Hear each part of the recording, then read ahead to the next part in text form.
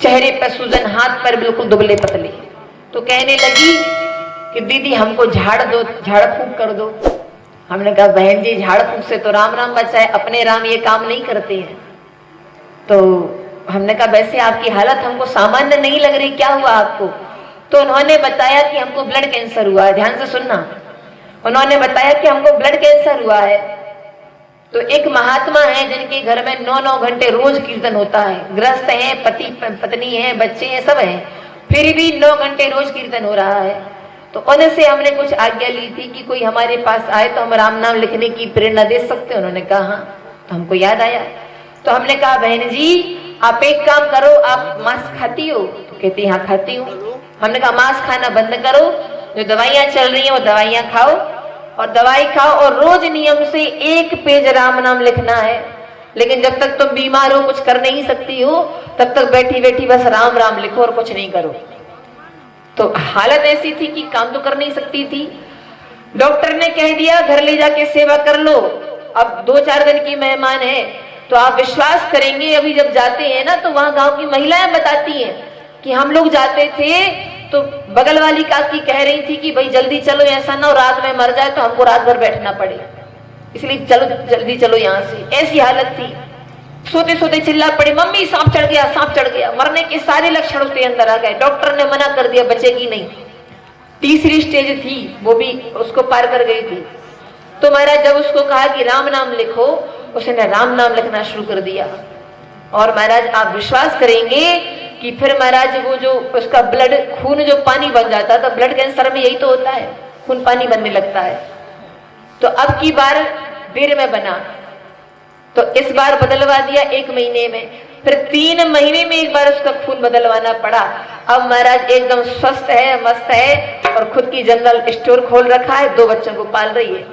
पति उसका है नहीं, मायके में रहती थी। किसके बल से? राम नाम के बल से। इन आंखों से सामने हमने इसका लाभ देखा है कि जहां डॉक्टर ने मना कर दिया वहां राम नाम ने काम कर दिया। तो कैसी भी बीमारी हो, कैसी भी समस्या हो, चाहे वो पढ़ाई की हो, चाहे नौकरी की हो, चाहे खेती किसानी की हो, चाहे शरीर की हो, सबका समाधान केवल एक जगह है, वो है राम नाम में। बस राम नाम लेखन में लग जाओ। अगर पढ़े लिखे नहीं है तो बच्चों से कह दो कि भाई अक्षरों में 2 अक्षर के तो नाम है, सीताराम सीताराम, नहीं तो राम राम, कोई भी सिखा देगा, अधिक समय नहीं लगेगा। बस इतना आपने कर लिया तो दक्षिणा मिल गई, यज्ञ सफल हो गया, बोलना सफल हो गया हमारा। बोलिए भक्तवत्सल भगवान की। अब अपनी वाणी को हम यहीं पर विराम देते, 2 मिनट कीर्तन, फिर इसके पश्चात आदरणीय श्री व्यास जी महाराज विराजमान, उनके मुखारविंद से हम कथा श्रवण करेंगे। हे गोपाल राधे कृष्ण गोविंद गोविंद, हे गोपाल राधे गोविंद गोविंद। ताली की सेवा करते हुए हे गोपाल राधे कृष्ण गोविंद गोविंद, गोपाल राधे गोविंद गोविंद, कृष्ण गोविंद गोविंद श्याम गोविंद गोविंद, सभी गाते हुए हे गोपाल राधे कृष्ण गोविंद गोविंद, हे गोपाल राधे कृष्ण गोविंद गोविंद। बोलिए भक्तवत्सल भगवान की, भगवान की, विनायक की।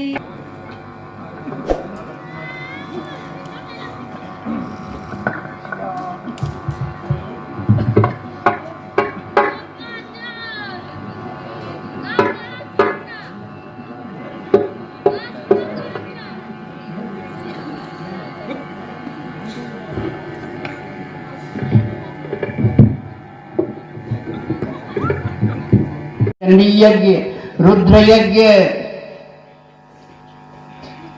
वाजपेयी यज्ञ, सुमेध यज्ञ तो हमने पढ़े सुने थे, लेकिन ये जो नया नया यज्ञ बता रहे हो, धनुष यज्ञ, कहा राम अंतिम आहुति तुम्हारी प्रतीक्षा कर रही है, इस यज्ञ को भी सफल कर दो। श्री राम जी मुस्कुराए, कहा जो आज्ञा गुरुदेव।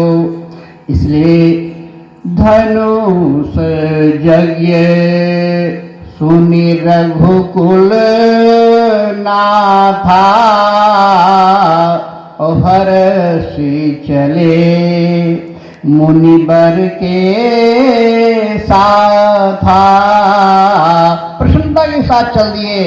रास्ते में अहिल्या का उद्धार हुआ, जनकपुर पहुंच गए, जनकपुर का भ्रमण हुआ, सीता दर्शन हुआ और अंत में वो स्थल आ गया, वो समय आ गया जहां धनुष रखा हुआ है, जिस धनुष के लिए प्रतिज्ञा की गई है जनक जी के द्वारा कि जो भी भगवान शंकर के धनुष को तोड़ेगा वो जानकी का वर्ण करेगा।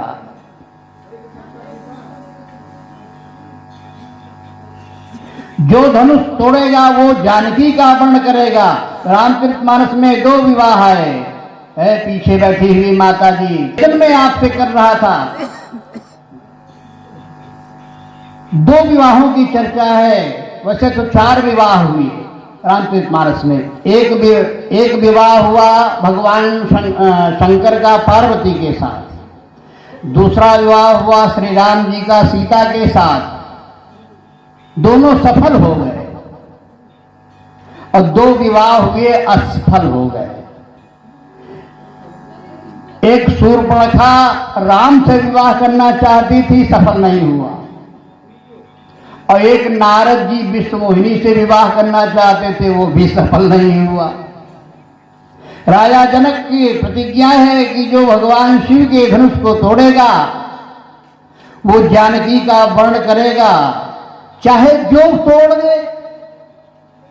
प्रश्न उठता है मेरे प्यारे कि जानकी की अवस्था क्या है, प्रण कैसे कर लिया जनक जी ने, प्रण कैसे कर लिया कि जो तोड़ेगा, यानी 99 साल वाला राजा अगर धनुष तोड़ दे तो जानकी लेकर चला जाए, या 15 साल का राजा तोड़ दे तो जानकी को लेकर चला जाए, कोई ठाकुर तोड़ दे तो जानकी को लेकर चला जाए, कोई पंडित तोड़ दे तो जानकी को लेकर चला जाए, कोई बनिया तोड़ दे तो जानकी को लेकर चला जाए, और कोई हरिजन तोड़ दे तो जानकी को लेकर चला जाए। ये कैसी प्रतिज्ञा है कि जो भगवान शंकर के धनुष को तोड़ेगा वो जानकी को ले जाएगा? बड़े विचित्र प्रतिज्ञा, लेकिन पूरी नहीं हुई। बाद में राम ने तोड़ा। एक लड़की के बाप ने प्रतिज्ञा किया कि जो भी शिव के धनुष को तोड़ेगा वो जानकी को ले जाएगा, और एक विवाह में लड़की की मां ने प्रतिज्ञा किया कि जो घर बर कुल होई अनुपा तो करिय विवाह सुता अनुरूपा। पार्वती की अम्मा ने प्रतिज्ञा किया कि घर अच्छा हो, बर अच्छा हो, कुल अच्छा हो तो बिटिया रहेंगे हम। जनक जी ने प्रतिज्ञा किया कि बिटिया जो धनुष तोड़ेगा वो बिटिया ले जाए। अच्छा विचार करें जो दोनों की प्रतिज्ञा पर, पार्वती की मां ने जो सोचा था वो हुआ गया। अगर सोचा जाए जो घर बर कुल होई अनुपा, तो जिनके साथ विवाह हुआ पार्वती का, भगवान शंकर के पास घर ही नहीं था। आप सभी जानते हो, श्मशान में डेरा था, उनके पास घर दरवाज कुछ नहीं, इनके पास घर दरवाज कुछ नहीं। ये तो पंडित जी ने बना दिया, किसी ठाकुर साहब ने सेवाला बना दिया, अलग की बात है, लेकिन स्वयं भगवान शंकर के पास घर नहीं है। श्मशान में ही उनका डेरा है, तो घर भी नहीं है। और बर, भगवान शंकर नाग लपेटे हुए हैं और जटा में नाग हैं, हाथ में गले में नाग हैं, जटाओं में गंगा बह रही है, नंग धड़ंग है। विवाह के समय मृग चर्म लपेट लिया, तो बर भी ठीक नहीं, घर भी ठीक नहीं और बर भी ठीक नहीं। तो जो घर बर कुल, अब जरा कुल देखिए शंकर जी का, कुल क्या है? कुल पर अगर विचार करें मेरे प्यारे, तो कुल देखा जाता है कि के मातारी बाप कैसे हैं, इनके आजा बाबा कैसे हैं, तो भगवान शंकर के मातारी बाप ही नहीं है। ये तो अगुण अमान मातु पितुहीना और उदासीन सब संशय छीना। भगवान शंकर का न घर ठीक है, न बर ठीक है, न कुल ठीक है, लेकिन फिर भी पार्वती के साथ उनका विवाह हुआ। अब आइए जहां हम कह रहे थे कथा, वहां आए। जनक जी ने प्रतिज्ञा किया, जो भगवान शिव के धनुष को तोड़ेगा वो जानकी का वर्ण करेगा। क्या जनक जैसा ज्ञानी कोई नहीं है। जनक जी ज्ञान के सूर्य हैं। ऐसी अनुचित प्रतिज्ञा, ऐसी अन्यथा प्रतिज्ञा कर ही नहीं सकते थे। क्यों? इसके पीछे आपको जाना पड़ेगा। खूब ध्यान से सुनना, 2-4-10 मिनट। निवेदन में कर रहा था कि भगवान शंकर गुरुओं के गुरु हैं। भगवान शंकर के पास शिक्षा लेने के लिए 3 शिष्य पहुंचे। 3 शिष्यों को भगवान शंकर ने शिक्षा दिया। शिक्षा जब पूर्ण हो गई तो भगवान शंकर ने कहा अब तुम लोग अपने घर जा सकते हो। भगवान शंकर ने ज्ञान की शिक्षा दे दिया तीनों शिष्यों को। तीनों चेला, उनके नाम क्या थे जरा जान लीजिए। उनमें से भगवान शंकर के एक शिष्य थे परशुराम, दूसरे शिष्य थे राजा जनक और तीसरा शिष्य था रावण। तीनों शिष्य पारंगत होकर के जब चलने लगे तो तीनों ने कहा महाराज आपसे ज्ञान मिल गया, अब कोई नौकरी की आवश्यकता तो रह नहीं गई, क्योंकि ज्ञान का अंतिम लक्ष्य होता है परमात्मा की प्राप्ति।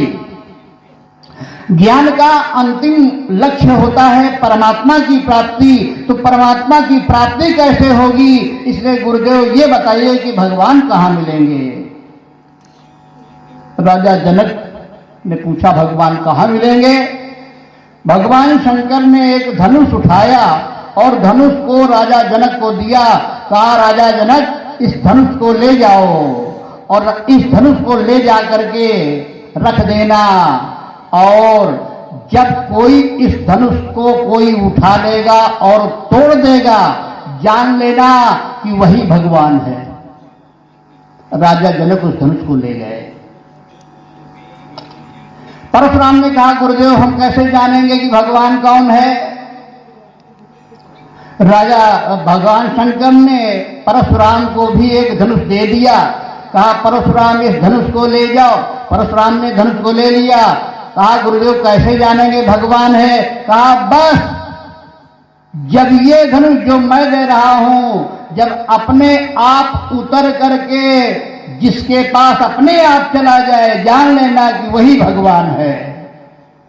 परशुराम उस धनुष को ले गए। रावण तो बड़ा अहंकारी था। रावण ने कहा बस बस गुरुजी, ये धनुष वनुष से माध्यम से भगवान ढूंढेंगे, हमको धनुष वनुष कुछ नहीं चाहिए, हम भगवान को अपने आप ही ढूंढ लेंगे। तीनों चले गए। राजा जनक ने वो धनुष रखा, पूजा करते थे। एक दिन राजा जनक को लगा आवश्यक कार्य और राज्य से बाहर चले गए। अपनी पत्नी सुनैना से कह गए मैं रात में रुक जाऊंगा, इस धनुष की पूजा उजा कर देना। सुनैना ने कहा जी महाराज जी। राजा जनक चले गए। महारानी काम काज में व्यस्त हो गई। उन्होंने अपनी बेटी सीता से कहा बेटी वो धनुष रखा है उसकी पूजा कर देना। सीता छोटी सी थी, गई धनुष के पास। जहां धनुष रखा था विशाल धनुष था भगवान शंकर का दिया हुआ, लेकिन इतना वजन था कि उसके नीचे गंदगी, कूड़ा करकट, जाला लगा हुआ था। सीता जी ने कहा बड़ा गंदा धनुष है। सीता जी ने उसे धनुष को उठाया, उठा करके बाहर रख दिया, लीप पोत करके जाला वाला खड़ा करके पूरा कमरा साफ करके धनुष को फिर वहीं रख दिया, पूजा किया, चली आए। राजा जनक जब आए तो पहले धनुष के पास गए क्योंकि धनुष में उनके प्राण थे। धनुष द्योतक था कि इससे भगवान मिलेंगे।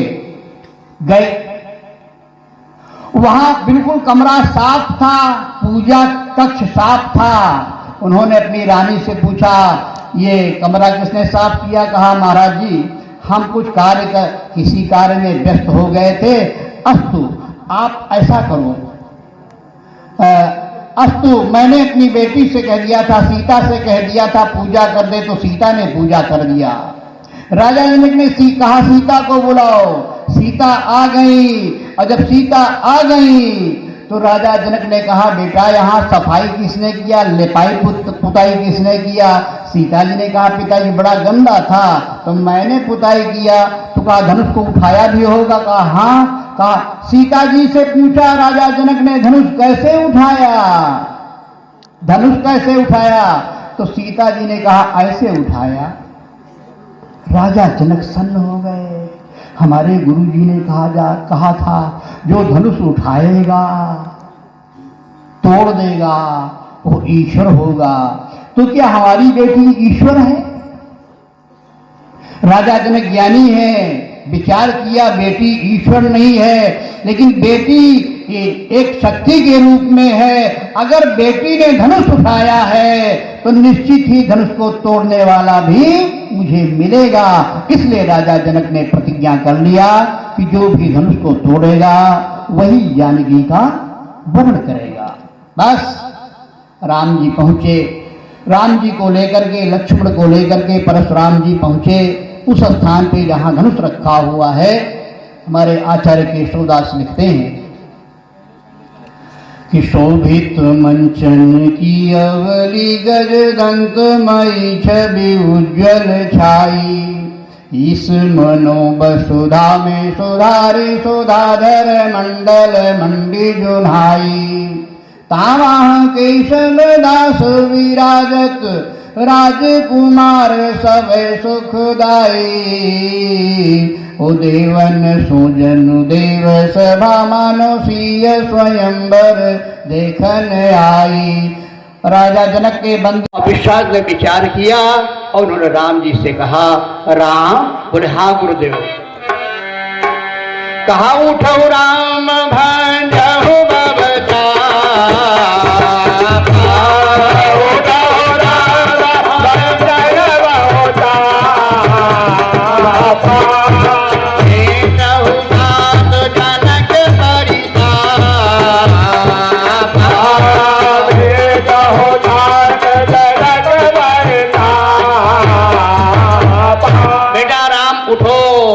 विश्वामित्र समय शुभ जानी। हर्षि मुनीष कहो मृदुबानी। समय जाना, अच्छा समय को बहुत जानना आवश्यक है। समय सबको मिलता है मेरे प्यारे, एक बार दुनिया में हर व्यक्ति को समय मिलता है, लेकिन कोई समय जान पाता है और कोई समय गंवा देता है। जय हो। इसलिए समय जान विचार करना चाहिए, समय पे सारा काम कर लेना चाहिए। विश्वामित्र समय शुभ जानी। शुभ समय क्या था? ये जब धनुष टूट रहा था, धनुष का यज्ञ का आयोजन था, आयोजन हो रहा था, तो उस धनुष यज्ञ को में तोड़ने के लिए रावण और बाणासुर भी आए थे। अनेक बड़े बड़े राजा आए थे। जब रावण बाणासुर आया तो पार्वती जी भी थी। पार्वती जी को चिंता हो गई। पार्वती जी को चिंता हो गई और पार्वती जी ने सोचा कि ये चेला हमारे पति का आ गया है रावण। यहाँ धनुष उठाने और तोड़ने की बात है, ये चेला इतना विचित्र है कि हमको और हमारे पति को कैलाश सहित चेला ने उठा लिया था, तो धनुष ही उठाना है। इसलिए पार्वती भगी। पार्वती जी भगी और भग करके कैलाश पहुंची। चरणों में गिर पड़ी भोले बाबा के, रक्षा करो। भोले बाबा ने कहा, क्या है? कहा, महाराज हमने एक बिटिया को वरदान दे दिया है। कहा, क्या? कहा, पार्वती जी ने कहा, हमने एक बेटी को वरदान दे दिया कि मन जाहिरा चो मिलहि सोबर सहज सुंदर सांवरो।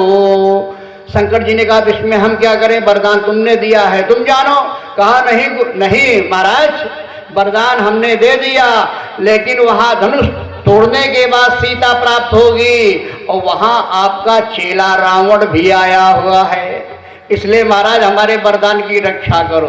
शंकर जी ने कहा क्या करें? कहा वहां चलो और चल करके धनुष पर बैठ जाओ, धनुष को इतना वजन कर दो, इतना वजन कर दो कि धनुष ही किसी से न टूटे। शंकर जी ने कहा अच्छा। उन्होंने कहा ठीक है, हम वजन कर देंगे बैठ करके।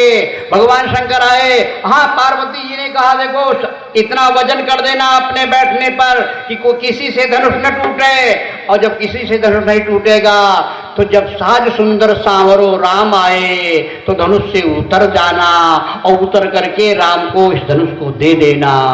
और वास्तव में धनुष पर बैठे शंकर जी, धनुष अधिक अधिक गरुआई, मनो पाई भट बाहुबल, अधिक अधिक गरुआए।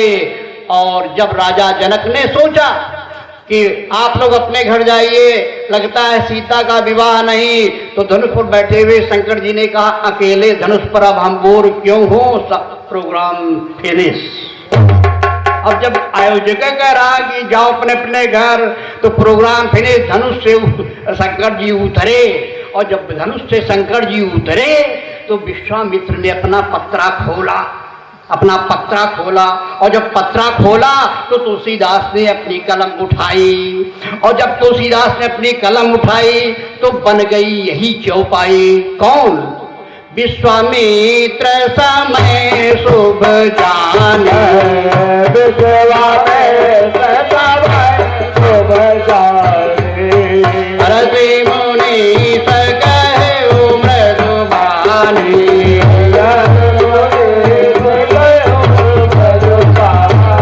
विश्वामित्र जान गए कि शंकर जी उतर गए हैं, राम को आदेश दिया।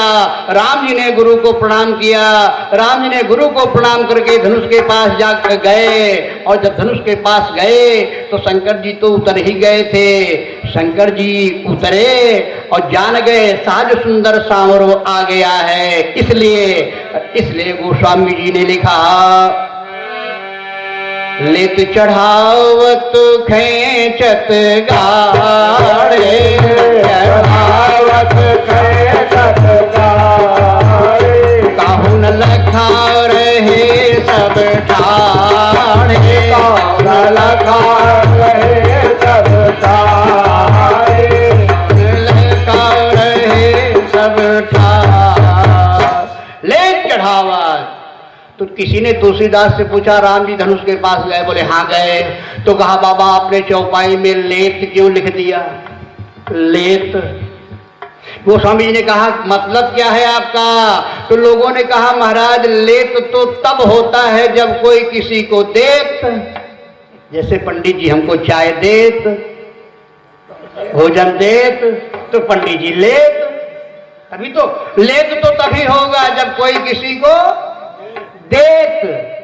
तो गोस्वामी से लोगों ने पूछा इस चौपाई में आपने लेत क्यों लिखा? लेत चढ़ावत खेचत गाढ़े, तो क्या कोई किसी को देत? तो भगवान तो तुलसीदास ने कहा हाँ, कथा सुनी नहीं क्या? असल में शंकर जी उतरे धनुष से, जान गए थे विश्वामित्र, और साज सुंदर सांवरो राम जब आए तो भगवान शंकर जान गए, पार्वती ने बताया था, इसलिए शंकर जी धनुष को राम को देत।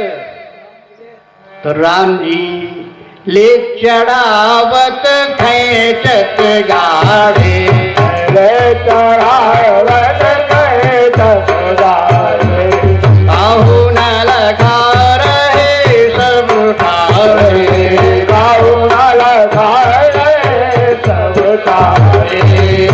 जन राम मध धनु तोरा, जन राम धनु तोरा, बड़े भुवन धुनि घोर कटोरा, बड़े भुवन धुनि घोर कटोरा, बड़े भुवन धुनि घोर कटोरा। टेंशन राम मत दंदोरा, उसी बीच में राम जी ने धनुष को तोड़ दिया। बोलिए राजा रामचंद्र भगवान की। धनुष टूट गया तो लोग माँ से मांगे मुझे पुत्र मिले सरवन की तरह, हर भाभी देव की तरह, हर भाभी देवर मांगे लक्ष्मण की तरह, हर भाभी देवर मांगे लक्ष्मण की तरह। माँ की ममता माँ से मांगे मुझे पुत्र मिले सरवन की तरह, हर भाभी देवर मांगे लक्ष्मण की तरह, हर भाभी देवर मांगे लक्ष्मण की तरह, हर भाभी। द्रौपदी की लाज बचाई फिर भाई का फर्ज निभाया, द्रौपदी की लाज बचाई फिर भाई का फर्ज निभाया, द्रौपदी की लाज बचाई फिर भाई का फर्ज निभाया, द्रौपदी की लाज